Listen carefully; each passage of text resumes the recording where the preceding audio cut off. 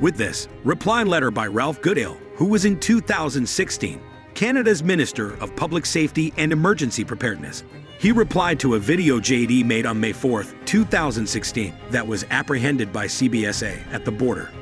JD attempted to enter Canada to spread the video, which contains all of the material information in this video.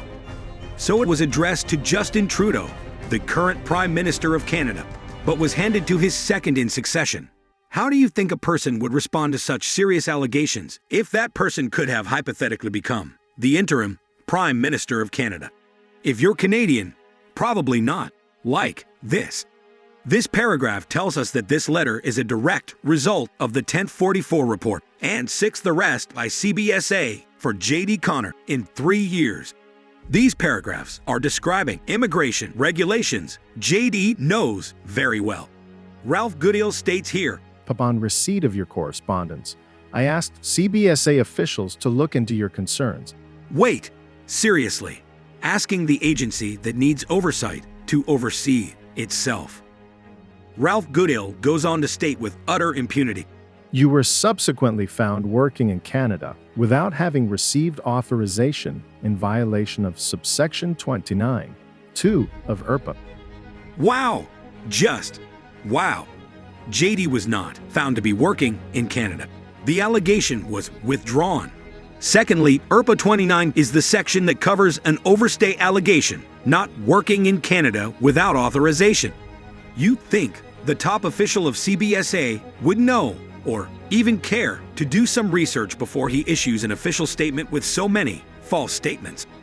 Ralph Goodale actually spoke the truth here when he states, This process was followed by CBSA in all dealings with you. False allegations and wrongful arrests, all ending in being unfounded or withdrawn.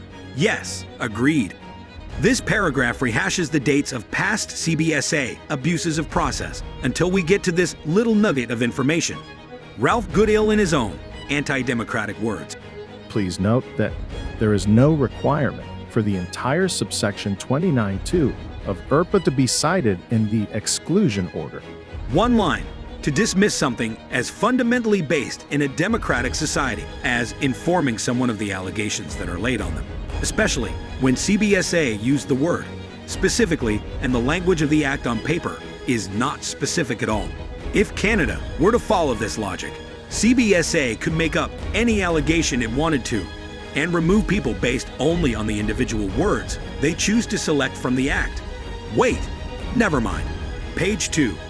This paragraph is directly written from the perspective of CBSA because he stated that, I am advised that you were detained for removal, but the Immigration Division released you on conditions. You failed to comply with these conditions, and a warrant was therefore issued for your arrest. An immigration warrant for an overstay allegation is passive. A person would have to come to the attention of law enforcement to be arrested for that warrant. What happened to JD was a targeted and organized. It has to be done now, and it has to be done. I have to see him, basically. I need to talk to him. Otherwise, I can't guarantee any of this. Manhunt.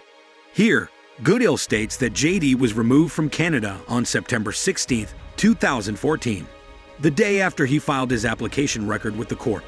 And then he follows the removal date with the fact that CIC would have approved JD's restoration of status application, but could not because he was forcefully removed from Canada. He goes on to say, You suggest that you had 90 days to apply for restoration of your status, referring to subsection 182(1) of IRPA. However, you had failed to comply with a condition imposed under paragraph 185A, namely the period authorized for your stay. This statement reflects an unacceptable amount of ignorance and or complicity. The University of British Columbia understands restoration of status. Western University Canada understands restoration of status. McGill University, Prime Minister Justin Trudeau's alma mater, has an exceptionally comprehensive outline for understanding and applying for restoration of status, simply utilizing common sense practices and conclusions based in law. So it appears that Ralph Goodale does not understand the concept of one of the acts he swore to uphold. He tells JD that he should have applied to extend his status instead. He tried, but On December 19, 2013, JD's passport was seized by CBSA to compel him to attend his second admissibility hearing. It was continually seized by the Canadian government before, and not returned to him until 5 days after the overstay allegation.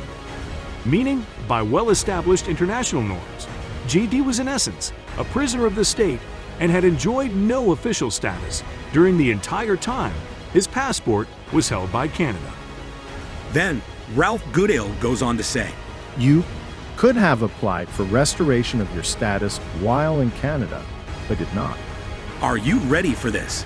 This not only proves Ralph Goodale understood the applicability of restoration of status, but that he also pretended not to, in the same letter, just to benefit CBSA and its narrative. Also, this sentence proves that Goodale knew JD applied for restoration of status while in Canada and should not have been removed while waiting on a decision on his application. Ralph Goodale stated for the record, I also understand that you returned to Canada on May 4th and 5th, 2016. Your convictions no longer made you inadmissible to Canada. JD's minor conviction for attempt to commit theft of service under $50, which carried zero chance of receiving a jail sentence and was not equivalent to any Canadian law, somehow continuously made him highly inadmissible to enter Canada. What actually happened on those 2 days was, in his strongest bout of courage, JD outright refused to be systematically returned to the States and decided to hold CBSA to account. After 2 days of incarceration, CBSA gave up on its lies and allowed JD to enter Canada. This should serve as proof to all Canadians that democratic protest is the nemesis of tyranny. Whether you're aligned with conservatives, liberals, or any other political or non-political ideology, until Canada experiences a major shift in governmental accountability, transparency, and oversight. As a minority voice, your government leaders will ignore your concerns when you finally need to be heard. Don't believe me? Well, after all of the evidence we've presented to you in this video, and with the same information and recorded audio that Ralph Goodale had at his disposal, he callously stated, Your complaint against the CBSA has been determined to be unfounded. I do, however, regret that your treatment was not to your satisfaction. With that line, from one of Canada's top government officials, JD was silenced for years, and now you see in black and white how Canada's government systematically lies, hides information, commits crimes, avoids direct confrontation, and will violate the Charter of Rights and Freedoms, all to cover up for its agents and past lies. What you might have also noticed is that Goodale was very silent about a few other complaints in JD's 2016 video, like the domestic terror CBSA exhibited in relation to JD's removal, or the fact that it seems quite evident that a federal court of Canada's registrar forged and removed from public record filed documents in a successful push to silence dissent. But wait, did you just see what we did there? How could we produce a federal court stamp indicating that these application records were filed when supposedly they were never filed in the first place? That's because this stamp was made by Frank Federac, then and current Federal Court of Canada Registrar, on this original application record, stamped and marked as filed at the same time the other two application records were also stamped as filed and deposited into the registry.